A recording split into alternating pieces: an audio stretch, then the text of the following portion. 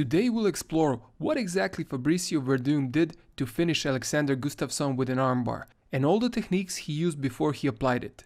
Coming up. Hi, my name is Mark Leichner from MMAcoach.net, where we help coaches, fighters and enthusiasts reach their full MMA potential. Today we're breaking down Fabricio Werdum's armbar victory against Alexander Gustafsson and what led to it. This was a short fight that ended in the first round. About a minute in, Werdum shot in and tried to take Gustafsson down using a single leg with an outside trip finish. This is one of the single leg finishes that Daniel Cormier uses, and I explained all 4 of them in detail in the video you can find in the description or in the cards. Gustafsson was able to defend the takedown, but not completely, and still had Werdum's arms around his leg.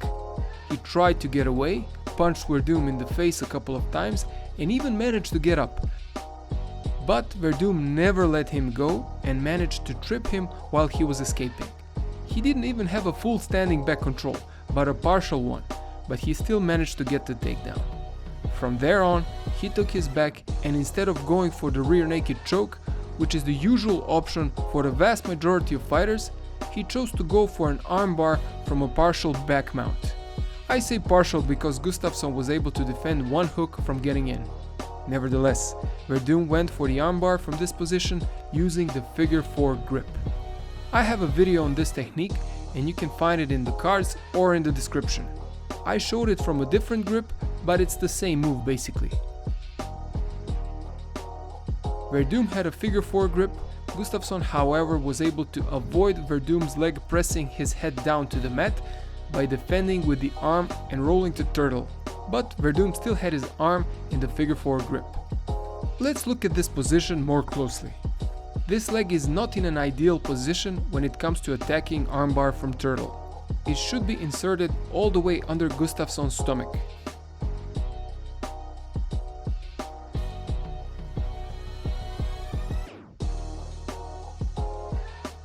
The other leg is under the head, and I don't really think that's ideal for attacking the turtle.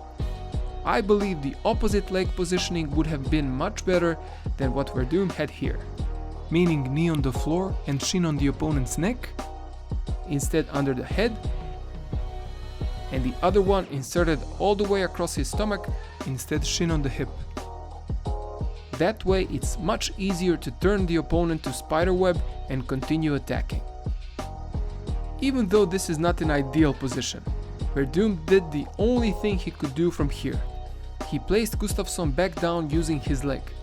He just turned sideways and used his leg to pressure Gus's head down.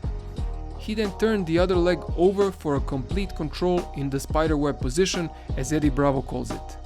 Then, with the help of a hammer fist and by placing his both hands around Gus's wrist, Werdum was able to get the armbar.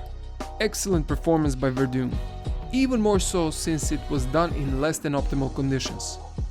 Gustafsson did some good things defensively. He defended the takedown well by pressing Werdum's head down and managed to hold off the single leg for a long time. He didn't allow a second hook.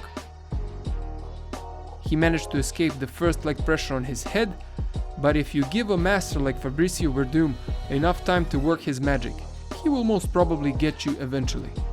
I'd like to see Gustafsson again at heavyweight, and he should not be discouraged by this loss.